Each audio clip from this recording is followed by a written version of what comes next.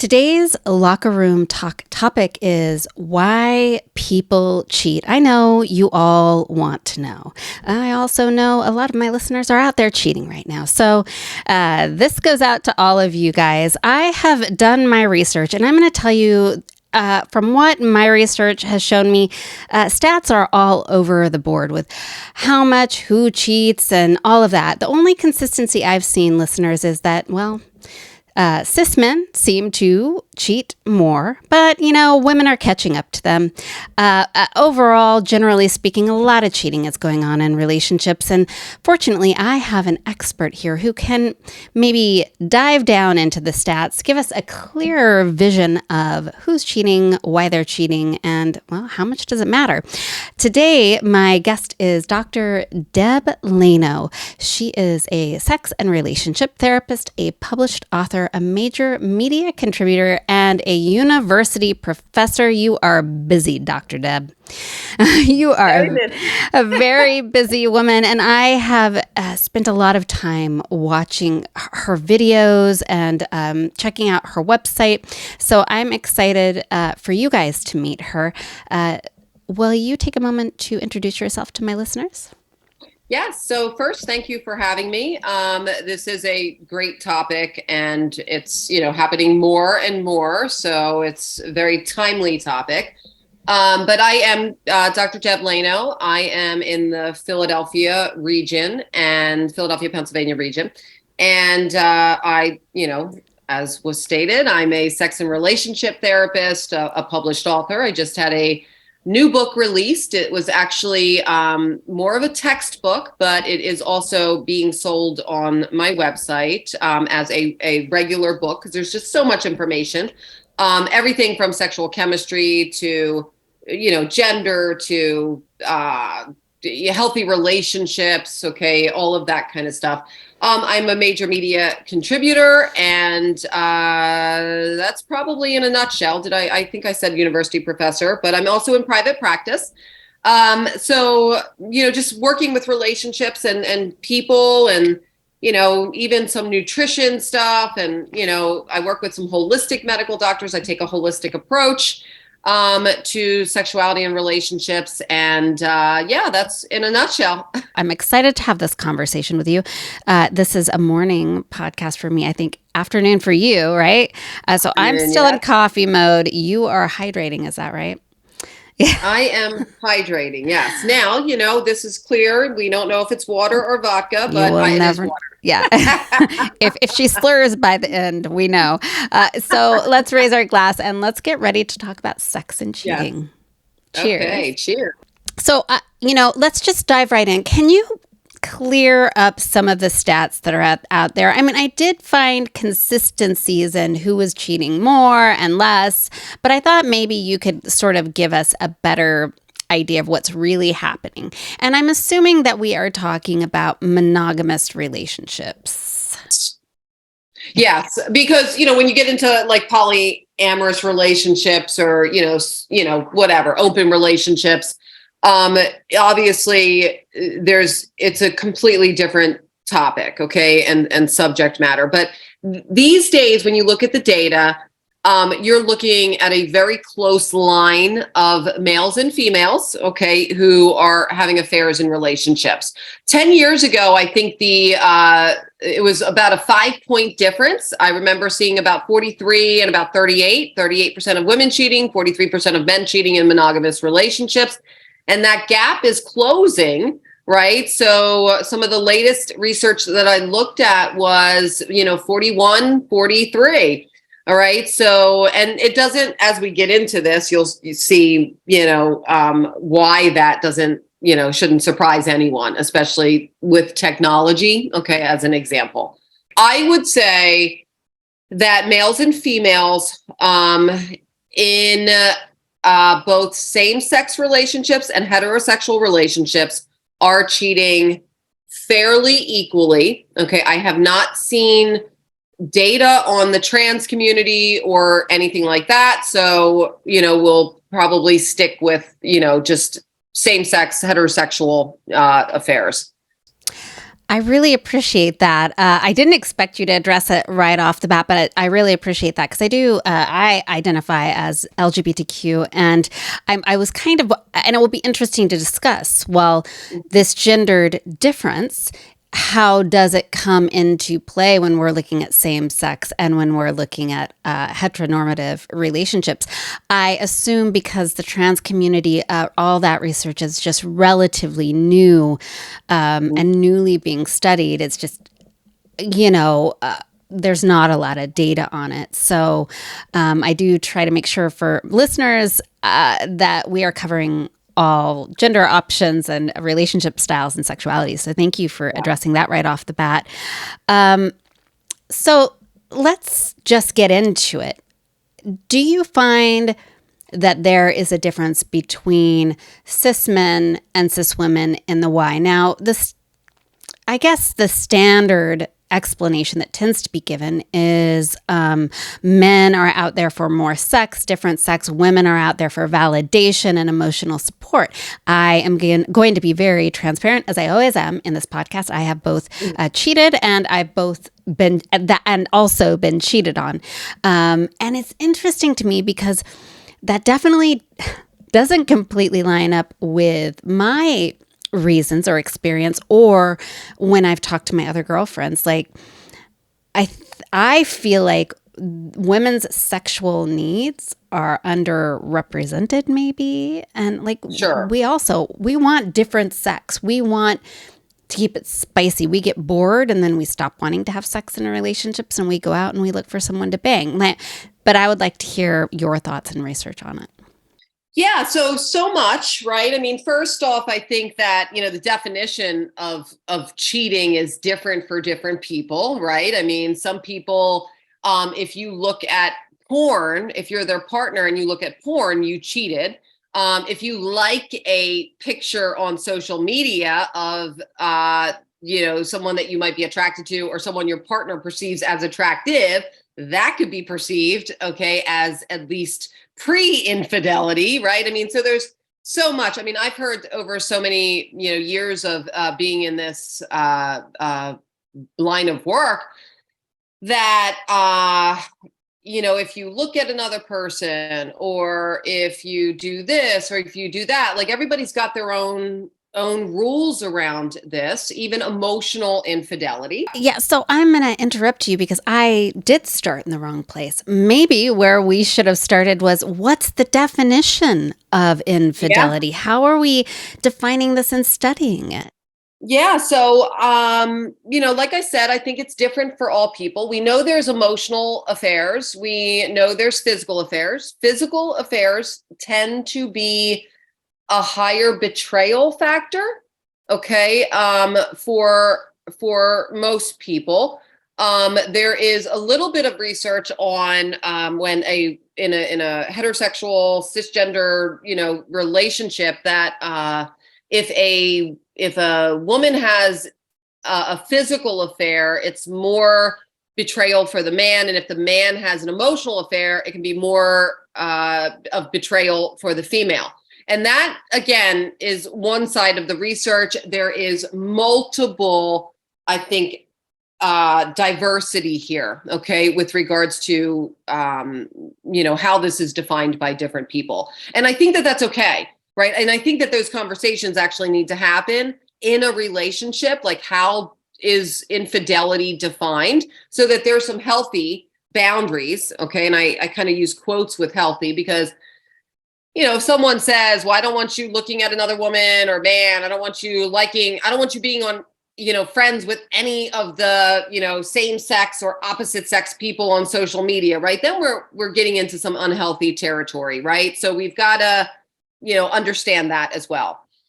So you're saying at the top of the game, like when you first get into the relationship and decide you're committed, having the conversation about, like, what does commitment mean? What constitutes cheating? It hadn't even occurred to me, but you are right. I've heard people refer to viewing porn as a type of cheating. And I'm like, holy crap, then I've cheated a lot. If that isn't clearly defined in up front, there's a lot of wiggle room, right?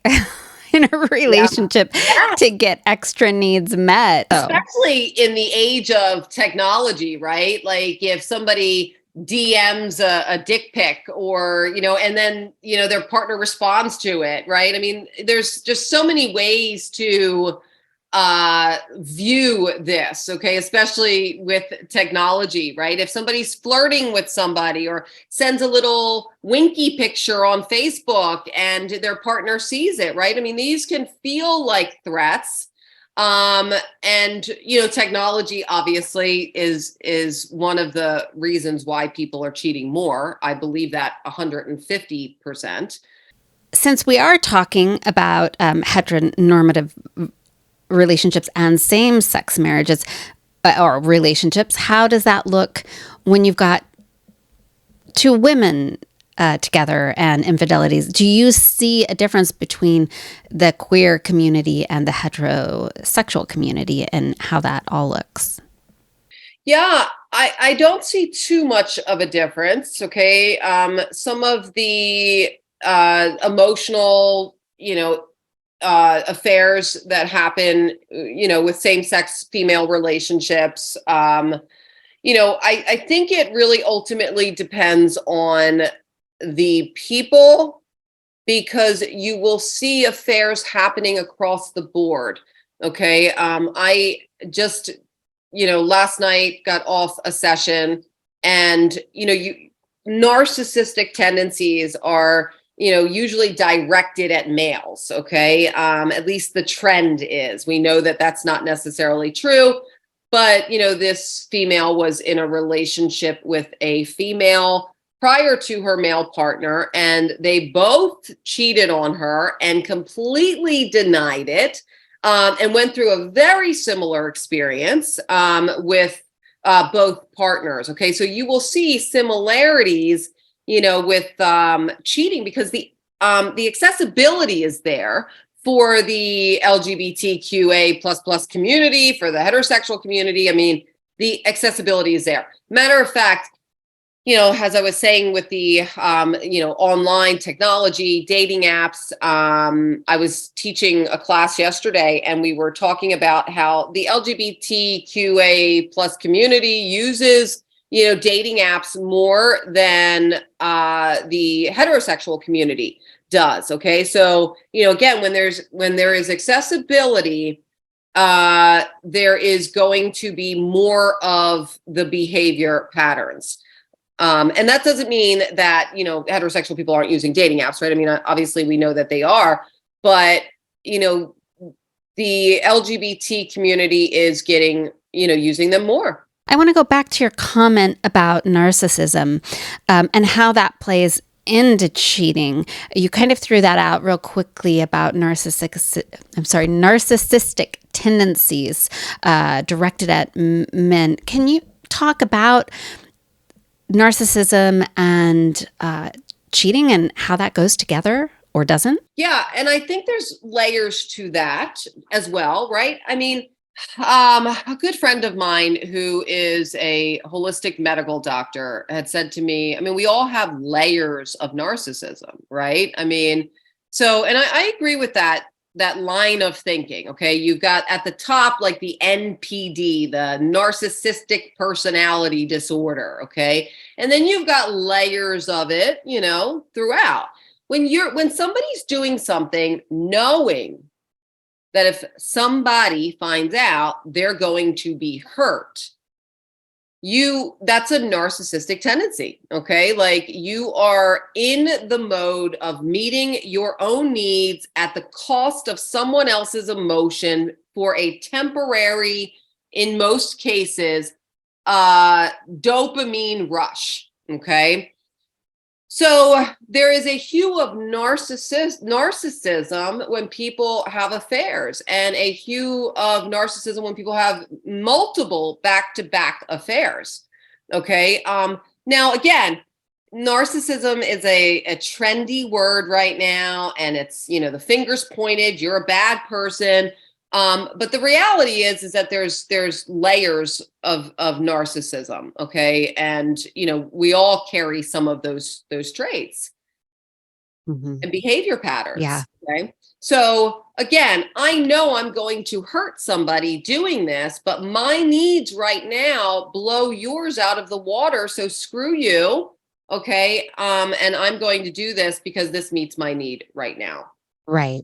But there's underlying things for that too, right? I mean, you look at all the reasons why people have affairs, right? Boredom, accessibility, needs not being met, risk, reward type stuff. Some people don't have any self-control. Some people are unsatisfied in the relationship, right? I mean, so there's drivers to some of these behaviors too. So it all has to be looked at. Right. So one of the things I want to talk about, this is like looking at monogamous relationship. You've got a relationship style that came about for certain reasons at a certain time in history where the lifeline was, we weren't living to be 100. Dedicating your life to someone was like you were dead at 35, 40, 45, right? What I have noticed when I myself have both been cheated on and cheated, and in friends and people I know who have cheated, and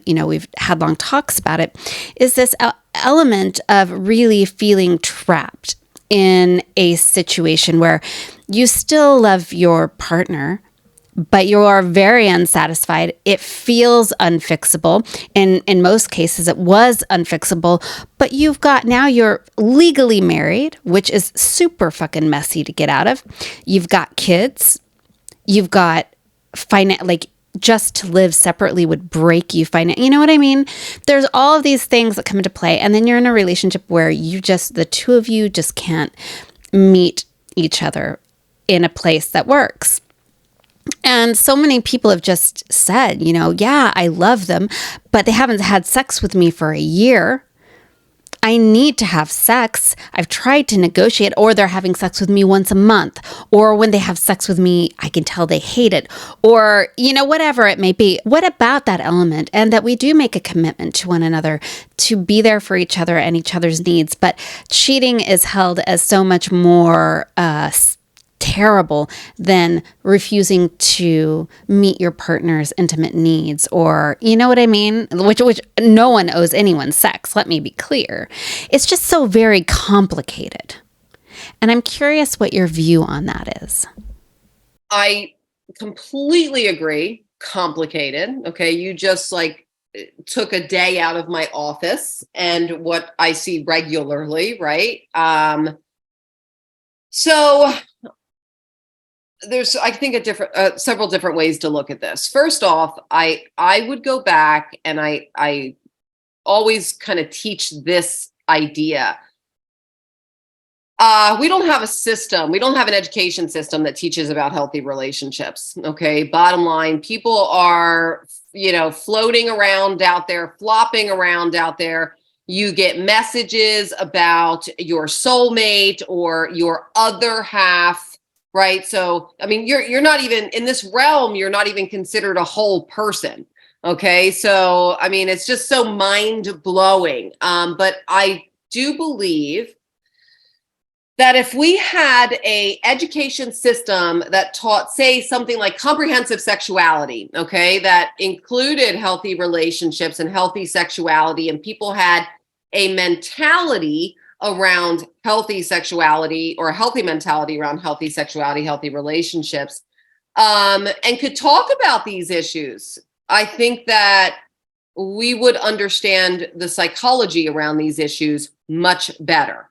Okay. And to be able to say, this is what I like. When I see people in those situations that you defined, a lot of them can't express how they're actually feeling about sex. And there's two sides to it. The side of, I don't want to have sex because this is how I'm feeling about myself, or about you, or about some of the things that I had experienced in my life, or even things like, I would like you to do this to me because this feels really good, right? So that we are creating non-complacency in sex, so, and then, I take the position of understanding the importance of distance in a relationship and intimacy, and how they work hand in hand together, right?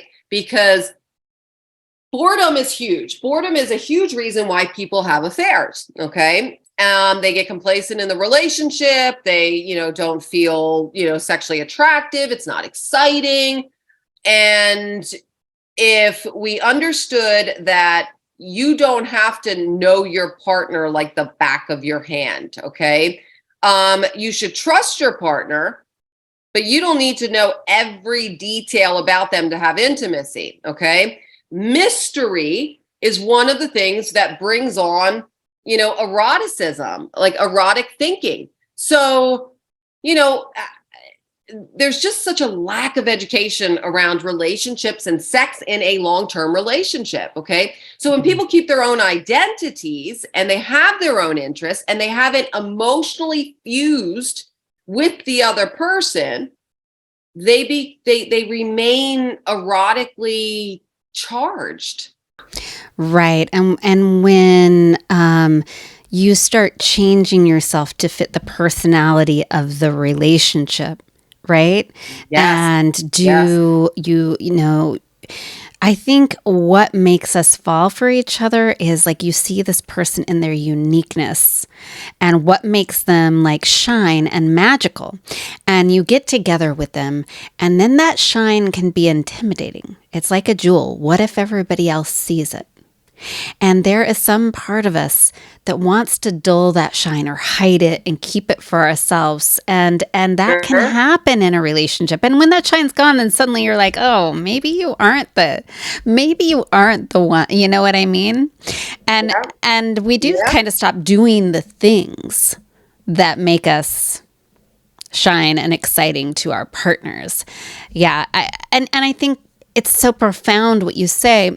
There is no comprehensive class or lesson or teachings on a healthy relationship. I talk about sex a lot and how we are taught how to make babies, but we are not taught about pleasure and how to have and give each other pleasure. Even just through doing this podcast over the 2.5 years.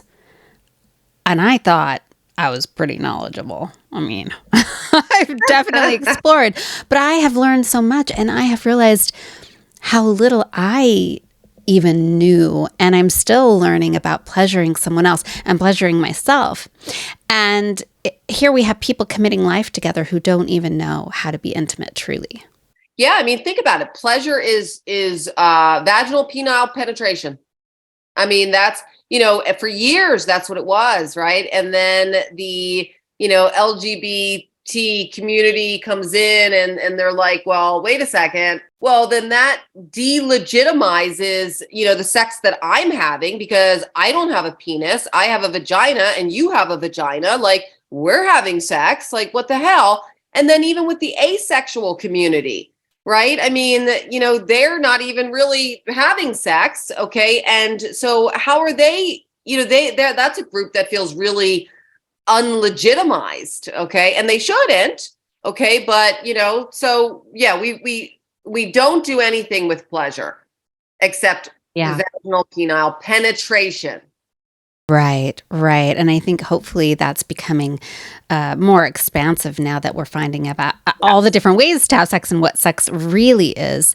I feel like with women's sexual empowerment really being up and coming focus, generally speaking, at least in America, would you say that there's more acknowledgement around women also cheating because we want to get off because of sex? And I get annoyed when people are like, oh, she just did that 'cause she needs attention.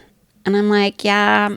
It's annoying. It is pigeonholing women as just being needy, emotional whores. I just feel like we also like sex. I mean, and especially as we get older, I've noticed women in their 40s plus, and we've kind of been through the baby making years and that pressure. We're like, oh, damn, I want to bang. I want to get off and I want to be spicy. I want to go check out, BDSM. I want to check it, at least that seems to be what I'm seeing in studies, what I'm hearing from people and reading across the board. Yeah, I would agree with that. I think that there's the double standard. I think it still exists, but I think that as culture moves, as it does, women are owning their sexuality more, which I think is a really good thing. And I think that women are starting to understand that, sex is part of their lives. They can have it. If they don't like it, hopefully they communicate about it, but they can also leave the relationship, okay, in different ways. So, one of my second book, right, was actually called 11 Reasons Why Women Cheat, okay? And it was many years ago. And back then, I was doing some research, but I was also doing a lot of community questioning, right? And questions in bars and that kind of stuff. But the number one reason that I found for women cheating, and this was probably 2006, okay, so it was quite a number of years ago, was that their needs weren't being met. Okay, like I have sexual needs, I have emotional needs, I have psychological needs. And if you cannot meet those needs, okay, somebody else is going to. And I came up with this saying, many years ago, which I still think holds true, that if you don't know what, number one, your needs are, as well as your partner's needs, and they the same to you, you are opening the door for someone else to come in and meet those needs. So if you're not going to meet your partner's needs, you're opening the door for someone else too. Right. But now cis men, are you finding that is theirs emotional as well? I think we're seeing it coming closer. When you look at a relationship, males tend to have sex for emotional connection. They get their emotional connection through sex. Women need to feel emotionally connected in order to want to have sex. Now, there's always outliers, okay? But in general, in relationships, you're going to see those trends, okay? Because, everybody wants to, kind of talk about, the variation in gender and all of that. And I think that's important, but we also have some biological pieces here, okay, with estrogen, testosterone, and other neurochemicals and hormones and wiring, that is different with males and females. I find that, testosterone is a driver of sex, okay, one of its uses. Women have testosterone too. Okay, estrogen makes women, part of what makes women more sensitive and emotionally entangled and all of that is the estrogen progesterone mix. But per deciliter of blood, the testosterone acts very similarly in women as it does in men. And then we get into all this cultural stuff that says women are sluts and, all of that. So it gets a little crazy.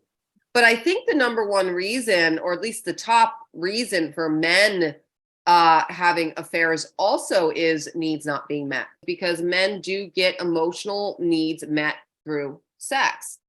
And if they're not getting those needs met, then, they can feel disconnected from a partner.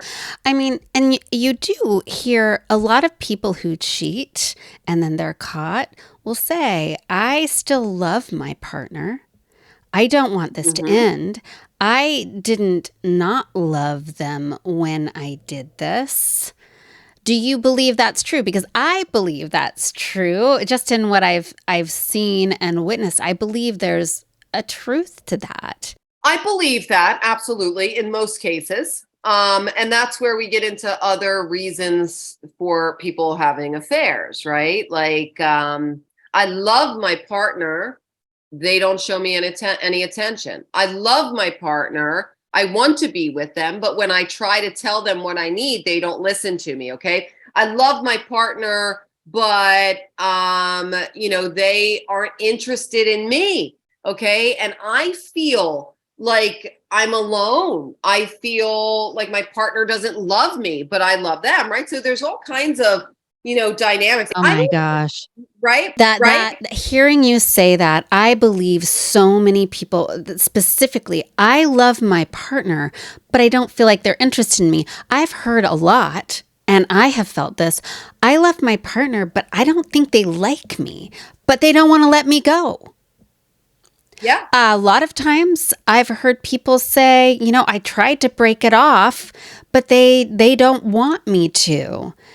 And so like I don't want you with anyone else either. And I feel like, so can we talk about, and maybe this is getting off the topic, but I think it's important. I do think that comes into cheating a lot, where one person who's cheated, like they're like, this isn't working. I'm so lonely. I don't think you're into me. I don't want to die not having sex ever again. And the other person is like, I don't want to have sex with you, but you're sure as fucking hell not going to be with anybody else. I'm going to stay in this relationship. What is that? Dr. Deb? That is so common, and it is so infuriating to me because it is like torture, and inevitably the person who is the one who wants to have sex is going to cheat, and inevitably they're going to be the bad guy. Sure. By societal standards. I think it's control, right? And I think it's insecurity, and accountability issues, all right? I don't think we're taught in relationships how to take accountability and responsibility.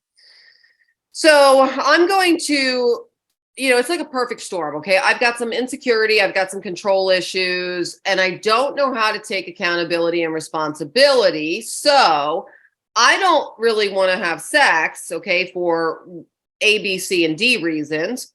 I don't want you going out and having sex with somebody else, because if you do, you betrayed the relationship. But at the same time, I'm not going to take accountability for the fact that, like, I haven't come on to you. I haven't had sex with you. It's been a month. It's been 6 months. I don't think affairs should happen because you haven't had sex with your partner for 3 months. Okay. Depending on what's going on. But when those months get up there, okay, like you're running a risk of your partner having an affair, and you need to take some stock of that. You need to take some accountability of that. And really hone in on why the heck that's not happening, why you're not interested in sex with your partner.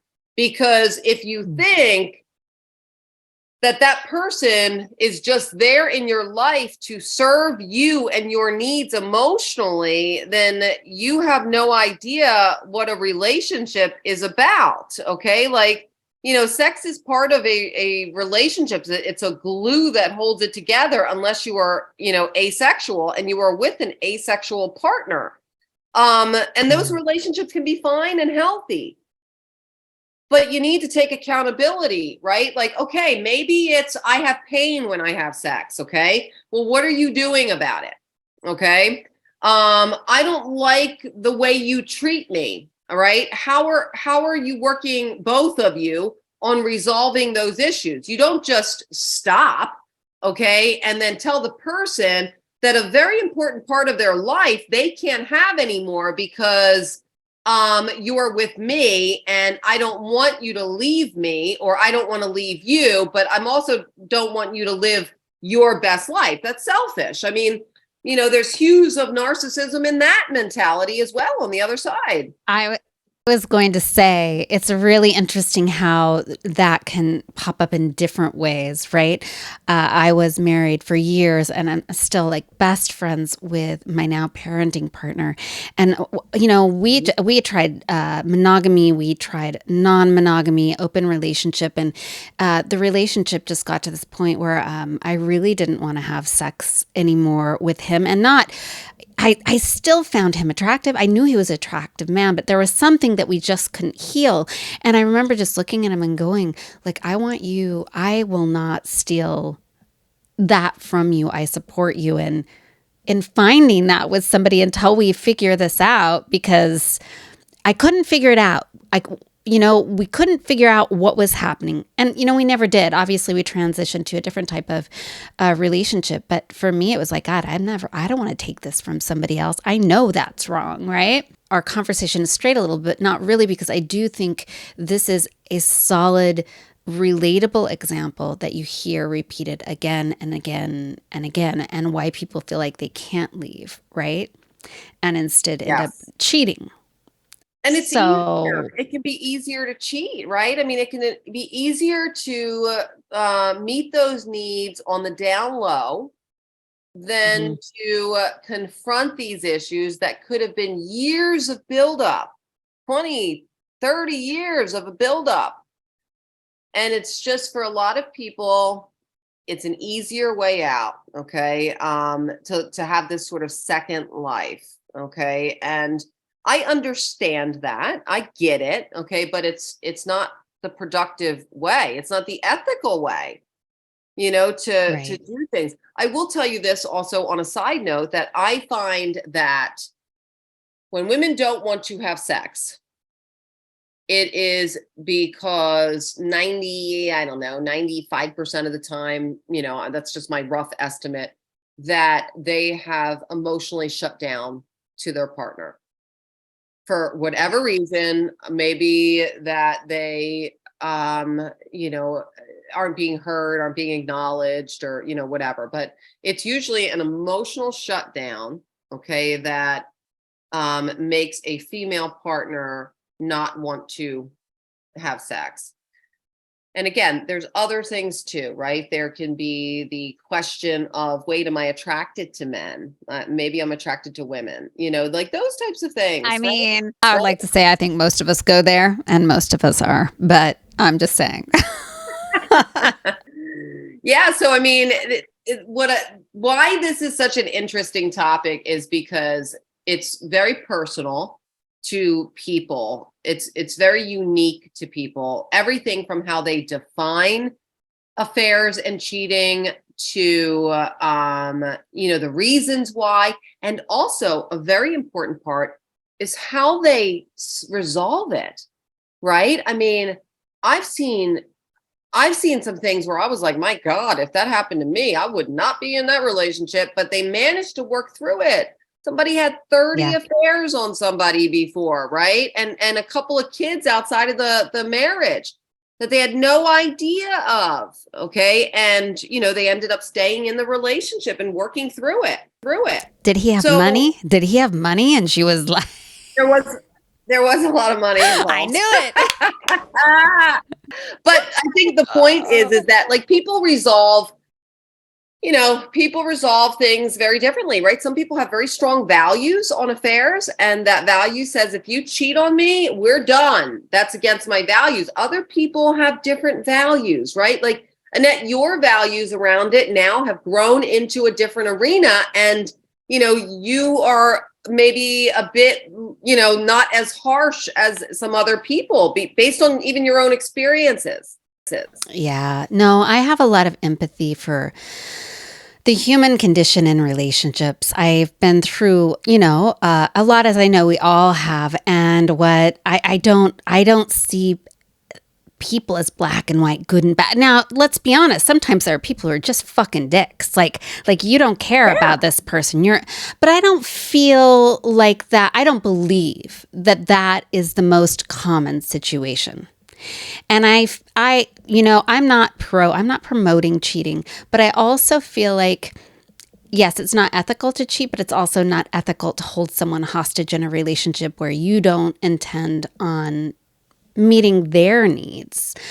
I agree. And that's kind of, where it's at. And we all need to be gentle on each other. But we also live in a society that really is kind of puritanical. And one person is scorned. Like, the cheater will be scorned by society, by their friend group, maybe by the children, who can be used in divorce situations based on infidelity, even though the other person, I think, was equally responsible in making that happen. And so I just, I love this conversation. I love that you're having this conversation and that your approach to talking about it, because I think the more we talk about it, the more people can start looking at relationships, which are so important and do often Yes. involve children, and finding a kinder way. Like, I am really good friends with my ex, and my ex and I Hmm. definitely hurt each other, but we were able to be compassionate about what was happening. And like, you're not a bad person. I'm not a bad person. We have this situation and it's not perfect. Trust me, it wasn't like this beautiful, not messy thing. But we landed in a great place.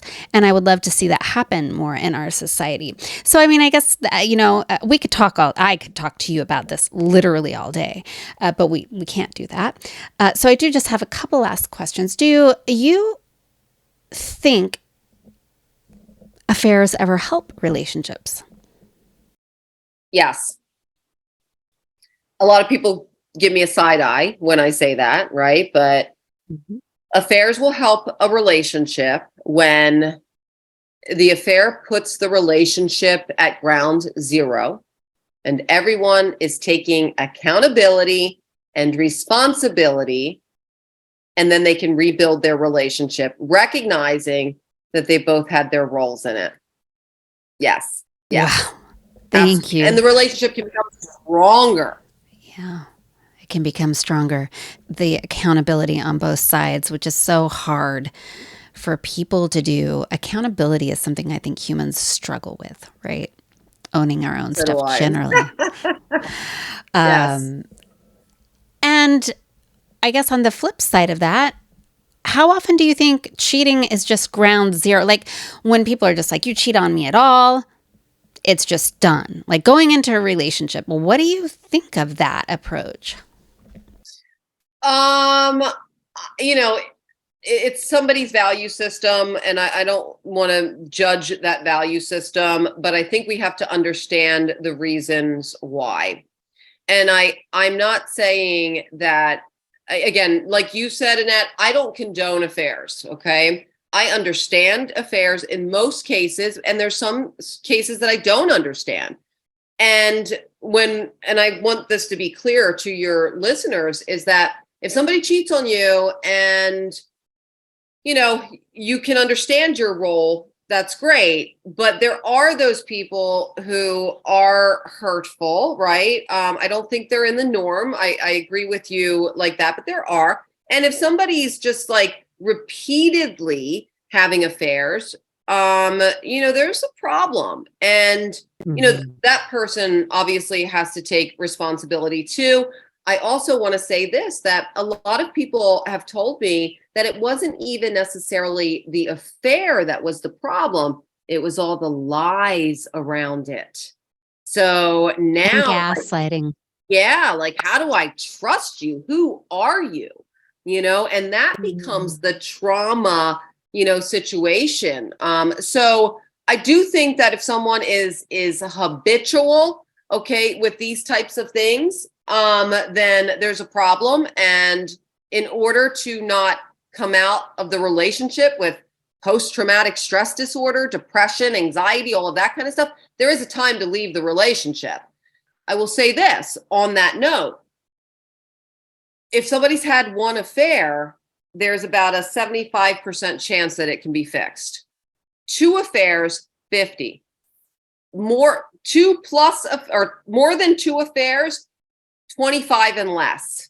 So, Yeah. people make mistakes. If somebody has an affair, you can work through it. It can take years to work through it. But the more that somebody has, or the more that somebody finds out about, okay, like, there's the affair, but then 3 years later, they find out that they had five other affairs at the same time. And they spent the last 5 years believing that there was only that one affair. We've got what I call a shitstorm, because you needed to just come out and be honest with everything, ground zero, right?